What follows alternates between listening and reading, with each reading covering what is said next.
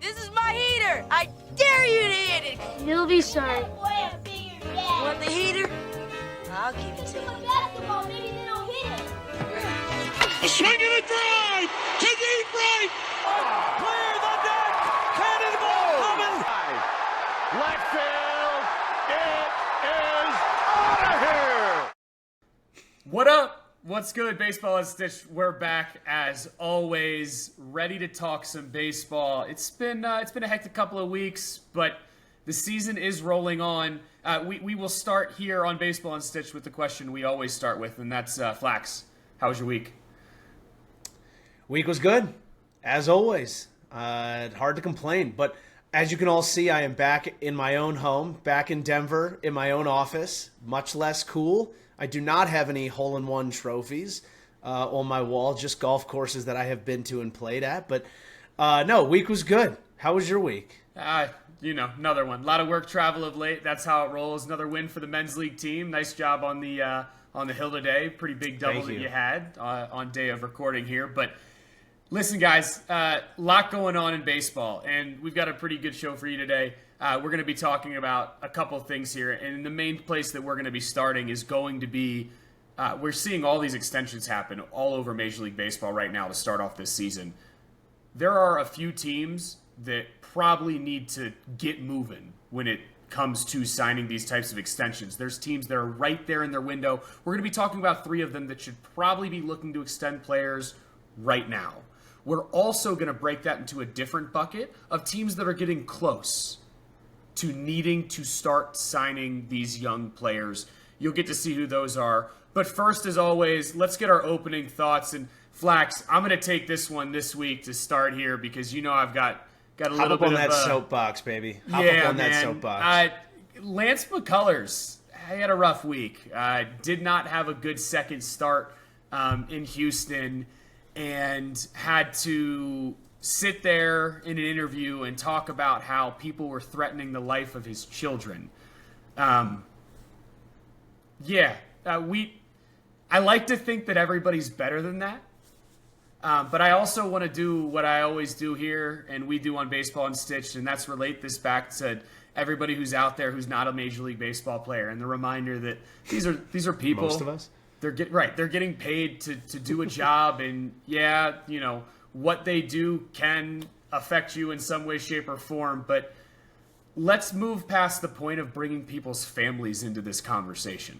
If you want to be mad at Lance McCullers for whatever reason, that's fine. I still think there's a line of being crossed, just saying you want to unalive people, but regardless of that, let's stop and let's please take the families out of it, guys. This is everyday stuff, and if it was your family put in the line of fire, you'd feel the exact same way. So just a reminder to everybody that though we love baseball, there are serious topics in this, and it's very important to know that that's never the right way to handle this. And it was just really disappointing for me to hear, honestly, Flax, that people would stoop to that level. But unfortunately, there was a level at which I wasn't surprised, and that maybe is worse.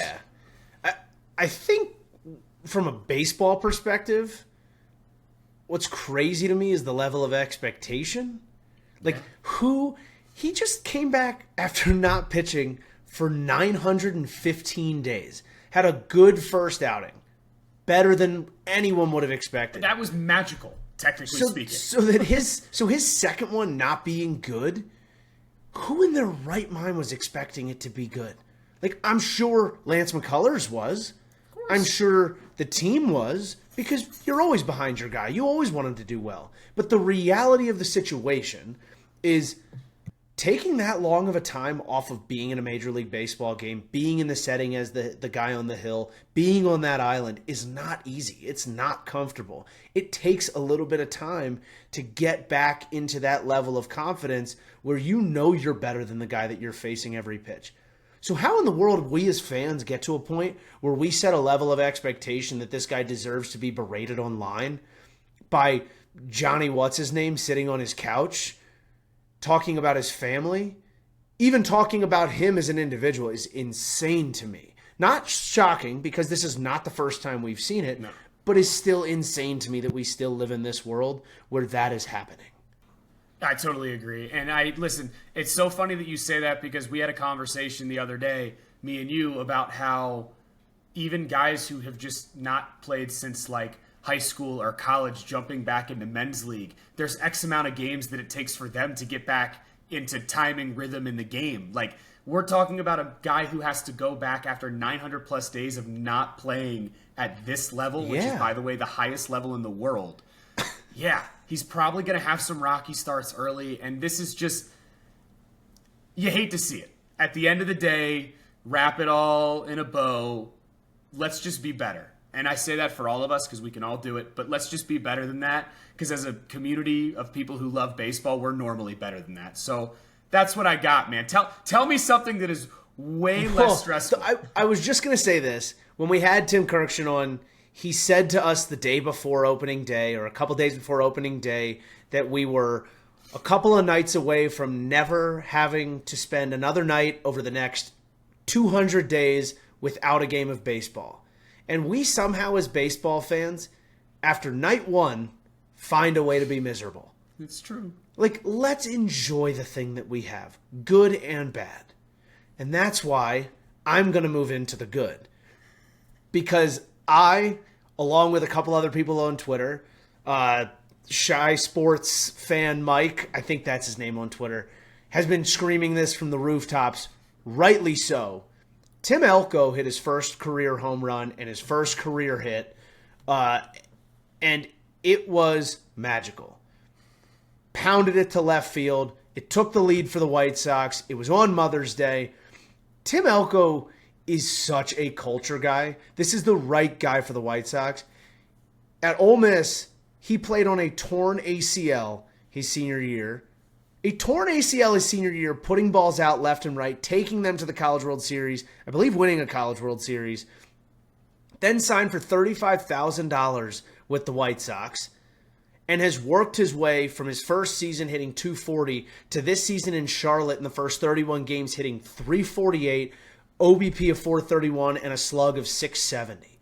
He had tied for home run lead in all of minor leagues, correct? Yep, 10 home runs, exactly, 6 doubles, 23 RBIs, and he comes up and plays, and he's now got 1 hit. He now has 1 home run and 3 RBIs. He is a big leaguer. He has done the thing. And I like to believe that he is going to push this team culturally forward, because he's the kind of guy, we talked about it with Jake Mangum. He's the kind of guy that shows up, wears pride whenever he gets to put the jersey on, and doesn't take for granted getting to be in a big league clubhouse. And I think a lot of guys are going to follow that, and it's really going to push the White Sox a little further this year. I'm not sitting here saying they're going to be an 85-win team. Sure. Don't get me wrong. But if you see this White Sox team come out of this season as a 70-win team, as a 65-win team, a not 100-loss team, they're moving in the right direction. Obviously, it's hard to go down from where they started. But let's be realistic. A non-100-loss season would be huge for this team on the direction that they're moving. And I think Tim Elko can be a big part of that. And listen, I'll be the first one to say I'm not going to pretend like I was this Tim Elko knower, right? You were way on him more than I was. But the one thing I got to watch with Tim Elko is very, very simple. Every video I see of him is him doing one thing. It's hitting the ball really freaking far and really freaking hard. Yep. Right? And when you look at that swing and what the White Sox are missing in that lineup, it's more pop. You've got a guy that's controllable, still young. When you look at his quote-unquote baseball savant page for his minor league numbers, there's red all over the board. He's definitely going to be a 3 true outcomes type hitter at the major league level.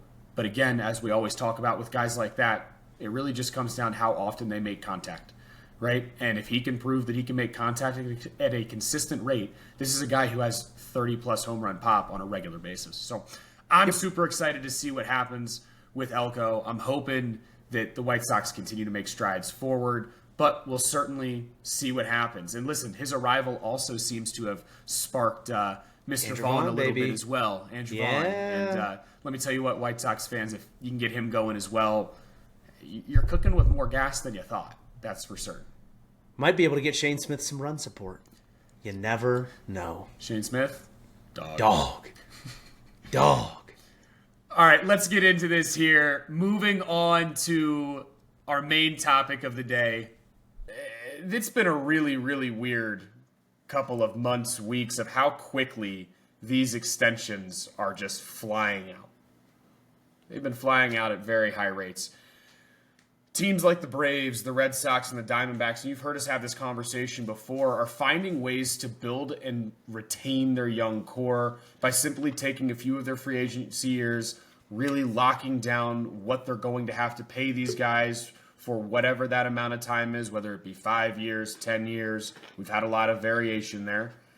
And build throughout that window with a set budget.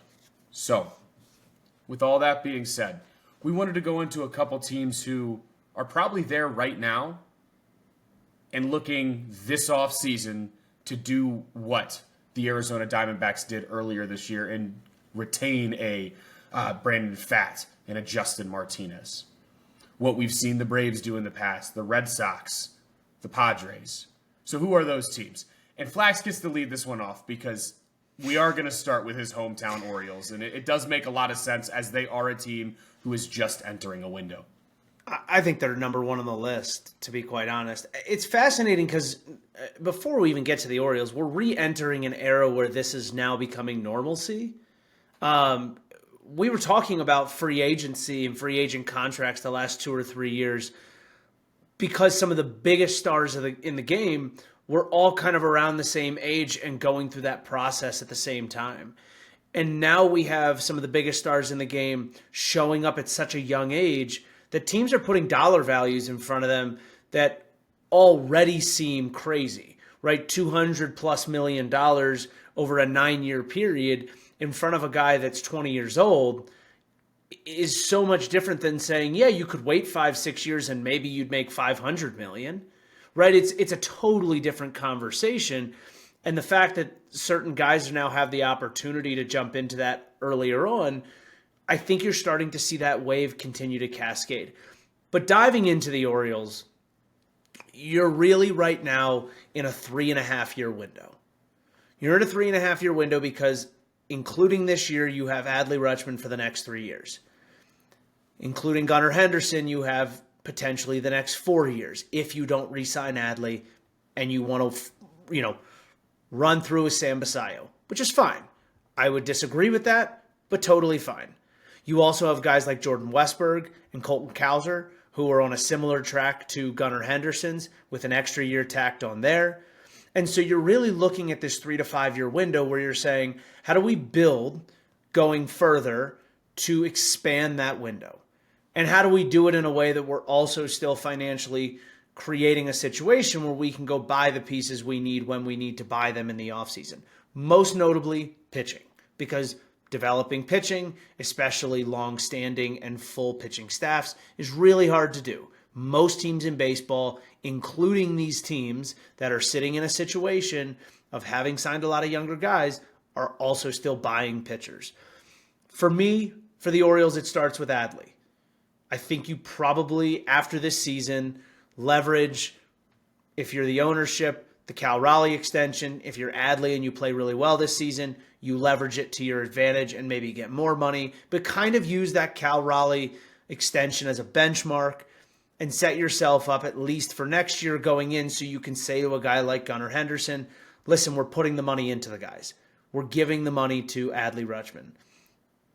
Going into next year, depending on Grayson Rodriguez's health, I think he's probably next up on the slate if he is healthy. If he's not healthy, I think there's a world in which you say we leverage Grayson for as long as he's here, and we know that we're going to end up having to go spend more money on pitching, and that's okay. We also have some young arms waiting in the wings that, if we develop them correctly, could take that next step. Then you have the Colton Cowsers and the Jordan Westbergs. I'm not even going to get into Jackson Holiday right now because you really have a good 6-year window with him. He kind of comes up on the back end of some of these other contracts that I'm not even going to get into that discussion. But I think when you look at it, there's a good collection of 5 young guys that make up your core that you'd like to potentially have around for the next 7 to 8 years. That's a worthwhile window to build off of that gives you time to draft and bring other pieces up into that on controllable rookie contracts. Yeah, there's a combination of players that you could use to create this core with Baltimore. I think that's their biggest advantage here. Also, something to be brought up is they're $100 million under the competitive balance tax, right? There is room currently in their ability to spend. Now, let's keep in mind, everybody, they have that room because they have so many excellent players still on arbitration or rookie portions of their deal. So it's not that they're not spending that, it's that right now they're choosing to keep those holes open in order to more than likely extend X amount of players. So what they're doing on that side is also pointing to them attempting to keep some of these guys. You know, you put it out there. I think Adley is going to have a fantastic year this year. He's already been off to a pretty solid start. Him showing that he's going to hit the ball backside very hard on a consistent basis tells me he's seeing the ball and is very locked in. And the way that he handles a staff is extremely, extremely important. Plus, believe it or not, Adley is technically one of the older leaders for that younger group of players. Oh, yeah. Of which is coming up. I think it's important to take that guy who, if you guys haven't seen an interview with Adley Rutschman, you haven't got to hear him talk, he's the kind of guy you want leading your locker room. It's how he holds himself, it's how he carries himself, and he has the ability to keep a locker room very light. Very important piece here is where I'm going with this. Bringing back Rutschman at the end of this offseason, I think, is where they have to start to really nail this extension extending period of their window. We'll see what happens. Henderson is kind of the golden goose here on the flip side. Look, Gunnar, 349 games. He's slashed 266, 344, 498, 69 home runs, a 138 OPS plus, and 15.9 WAR. Guys, that's a centerpiece. Oh, by the way, hold on. What's that say? Oh, he's a shortstop? Oh, that's kind of cool. We like that too. So the Orioles are in that spot. And now every single person we talk to is going to say one thing about Henderson. There's no way Henderson is going to resign. Stop and look at what's going on in the league. There is a shift that's going to happen. And guys recognize that guaranteed money early in their career is worth every penny. Because again, it is guaranteed money. I also think Westberg is also a Scott Boras guy, just like Gunnar is. Jackson Holliday is a Scott Boras guy. Adley is not. But if you start with signing guys like Adley and you bring Henderson into the fold of the family and make it a place that he would want to stay, you end up in a Jackson Merrill situation where he signs a contract because he can't imagine playing anywhere else. It's the team that drafted him. It's the team that got him there. And he wants to continue building himself as a player at this level with that team. And he wants to do it to win a World Series with that team. And I think if you can sell that notion to Gunnar, you've gotten Gunnar and Westberg together. Like, there's no question in my mind. And I think you do that by signing Adley first. And I think Colton Cowser is a goofball. I think he's along for the ride. And if somebody puts that number in front of him, as good as he is, I don't see a world in which he doesn't take it. Well, hold on. Cowser's the one who builds Legos with Henderson? Yes. Okay, so the Orioles, I changed my mind. You don't need Adley's extension up front. Please sign the guy that Gunnar Henderson builds Legos with. Let's be as smart as possible, and let's bring in Gunnar's Lego partner. Because what's Gunnar going to do? Try to build Legos while Cowser plays on a different team? As much as Adley is the leader, Cowser is the culture guy. Like, Cowser's the guy that keeps that locker room light. There's no question in my mind. So, all right. Well, as much as we know, you could talk about your Baltimore Orioles all day, and I could talk. No, I was hoping you'd move on from it. To be honest, I have a feeling this is we need to go away from the Lego building of the Orioles and what they're trying to build as a team, and let's talk about the Reds here because you got another team here that's close. They had a little bit of a slow start to 2025, and we tried to tell everybody to keep their pants on. It's okay. Not going to be a big deal, and they are going to show that throughout the season, but when you talk about the Reds, the first thing we got to start with is Terry Francona, which is they have their culture guy from a manager perspective to really, really make sure that those young guys are supported the way they need to be, something Terry showed he could do throughout his tenure in Cleveland. Hunter Green, kind of good. Just saying. Yep. having him locked up for 6+ years, the start that he had last night, I believe he went 8 innings, struck out 8 or 9, and was just spectacular. So, can we talk about something with him? Because this is now back-to-back starts that he's done this. He's now using a tan glove because 2 starts ago, when he was in San Francisco, the umpires made him switch out a glove that he's used numerous times because they didn't like the patterning on the webbing.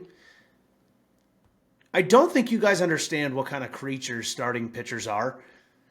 To tell the man that he just has to switch gloves and then 2 starts in a row with this different glove, he just goes out and shoves, that's a big deal. He is ace-level stuff. He is so good. I think they've got him for $55 million. I'm sure Jackson will tell me I'm incorrect on that number. But I think it's 6 years, $55 million with escalators, and I think there's a 7th-year club option on that if he continues being what he's being and they've got a good team around them, I'd be shocked if he doesn't get that picked up by the time that comes around. Last 14 starts dating back to last year, Hunter Green is throwing to the tune of a 1.05 ERA. Good Lord. What else do you want us to say? When you can throw a fastball that is over 100 miles an hour when you want it to be and it rides the way his does, it's nasty, guys. And the one thing nothing's really changed since Green came up with his stuff. He has just continued to become and learn to be a better pitcher. This is how it works at the major league level. He is learning to command the zone, and he already had elite stuff to go with it. So, super excited to continue to talk about Hunter Green's success. However, we're here to talk about the other guys that the Reds need to lock up. It all starts with one man, and we both know who that man is, and that is Elly De La Cruz. Yeah, he's the centerpiece of that position player core. There's no question in my mind. So far in 272 career games, slashing 249, 322, 445 with 40 bombs. 40 bombs in 272 games. Oh, by the way, he's a switch hitter. 105 stolen bases. That's ridiculous. 105 stolen bases in 272 games is absurd. I mean, he's putting up a 6.1 B-WAR in that time period. This is your centerpiece, right? This is the kind of guy that we said it in earlier episodes, if you get a season of him striking out 5% less and getting on base just a hair more, his ceiling is so incredibly high. The biggest move they made this offseason, we've talked about it 1,000 times. They hired Tito. Tito's the kind of guy who will be the best thing for the future of Elly's long-term career. Teaching him how to be a pro. Teaching him how to take professional at-bats. Teaching him how to be in a culture that is winning. Now, this team has had their struggles offensively so far this year. But it's not just Elly, right? It can't just be him. And they have other pieces around him that are really important, right? You have guys like Encarnacion Strand, but really it's Spencer Steer. You have Matt McLain. Like, you have hitters that have very high ceilings that I think have very substantially high floors as well. If they can stay healthy and play a lot of consistent games, stay in their consistent positioning, and start to become more of a veteran type presence within that locker room. When we're looking at extending this core, and I understand he's only played 97 games due to injuries, but Matt McLain's one of the first guys that I'm going to go to. Yep. He can play every infield position if you ask him to. I would assume he could probably play corner outfield, but let's just stick to him as an infielder. Over 97 games, /285, 353, 511 slug. Again, that's higher than Elly's. Again, smaller sample size too. 19 home runs, 128 OPS plus, and 4.1 WAR.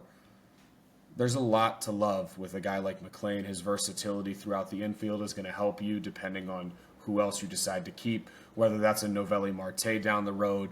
You've got Jaime Candelario right now playing third base for you, who's been very good. I think there's a lot there. And then when you go back to a guy like Steer, who probably makes sense as another piece to look at potentially extending him out for what, in my opinion, could probably be a very fair price for both sides, is another guy who can play all the infield positions outside of shortstop and play corner outfield for you. He's also been a solid bat for them. 46 home runs over 353 games, a 4.1 WAR over that time period. I'd love to see them lock up a guy like Steer as well. Yeah. Creating that window and extending that window is what these types of signings could potentially do for the Reds. They're on a really good track. These aren't, again, these are not meant to be, eye-popping, jaw-dropping stats that these guys are putting up. But what they are is a potentially consistent high-ceiling core. And when you are a mid-market team, a low-market team, what you have to do to compete and to compete consistently, and we've seen the Cardinals be able to do this, is sign guys to quote-unquote team-friendly deals because they have that capability long-term, but haven't done enough yet to show it. And you trust your development, you trust your team, you trust your manager, and you trust in the ability for these guys to get better. And you sign them to deals that maybe they're not necessarily worth today, nothing outrageous, but that they could be worth in 4 to 5 years so that you don't have to pay it or pay more when the time comes. It's not unusual, and it's very much a situation that the Reds are in.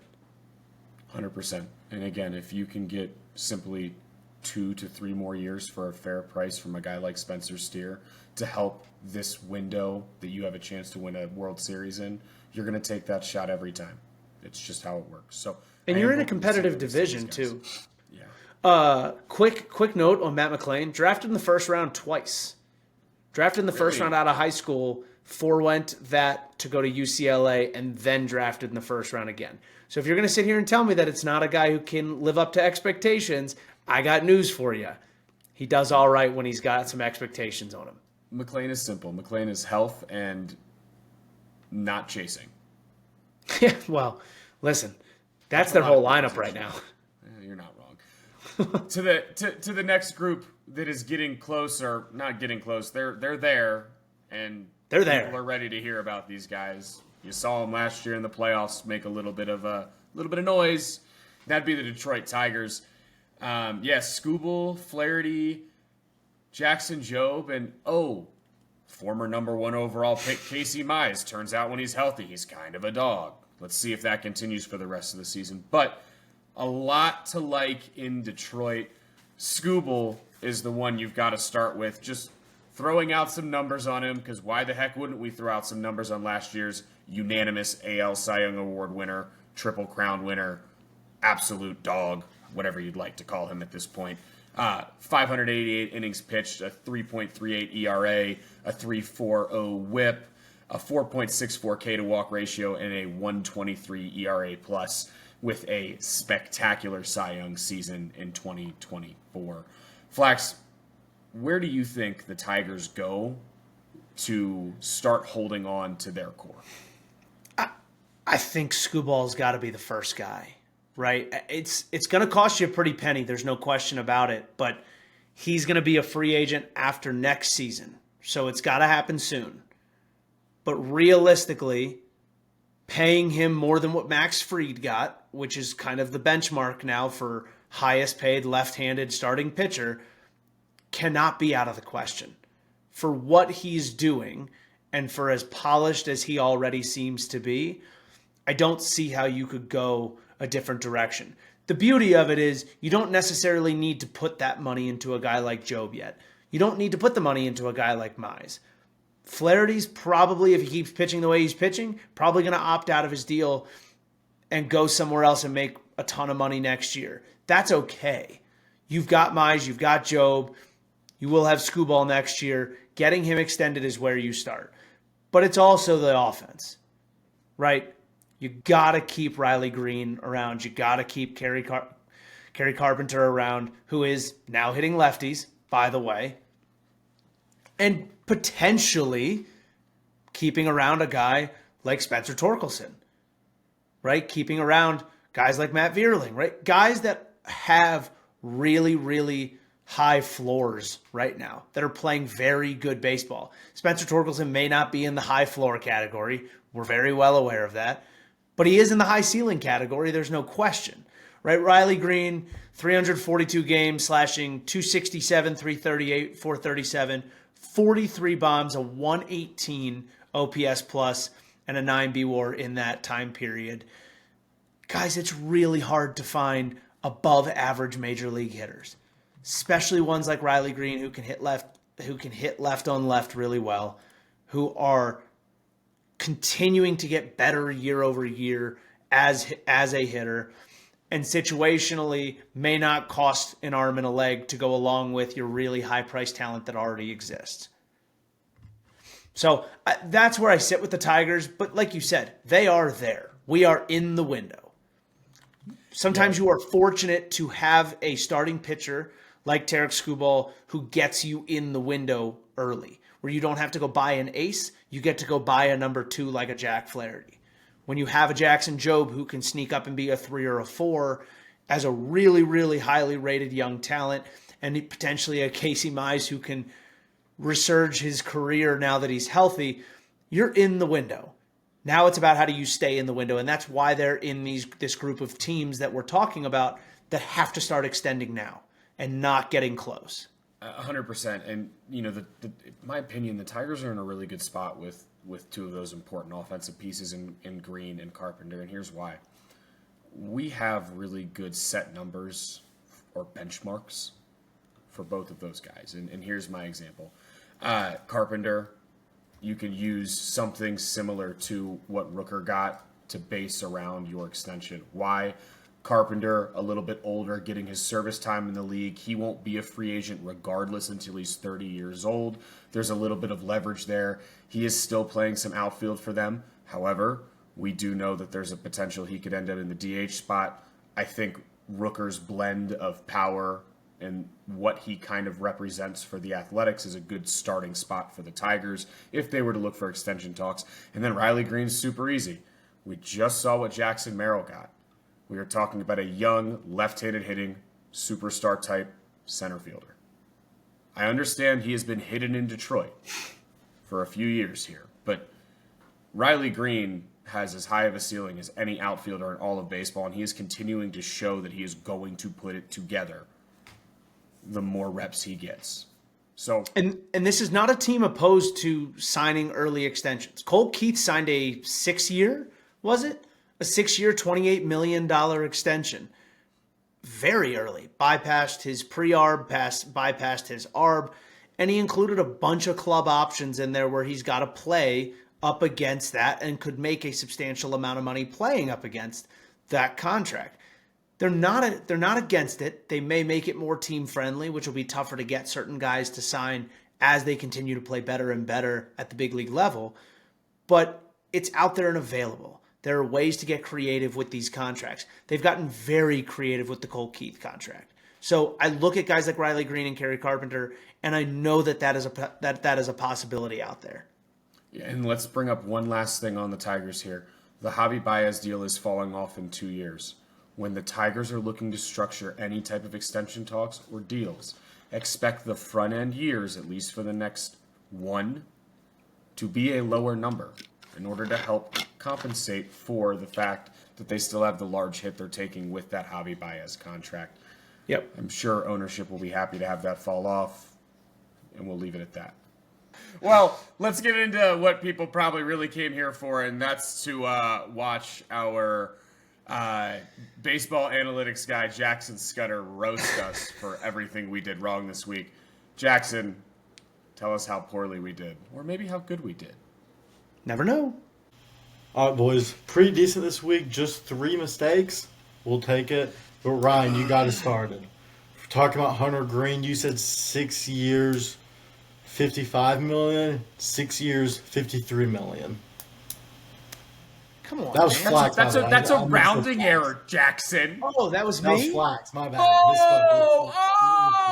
hold on. That's not a rounding error anymore. That's a really, really bad error.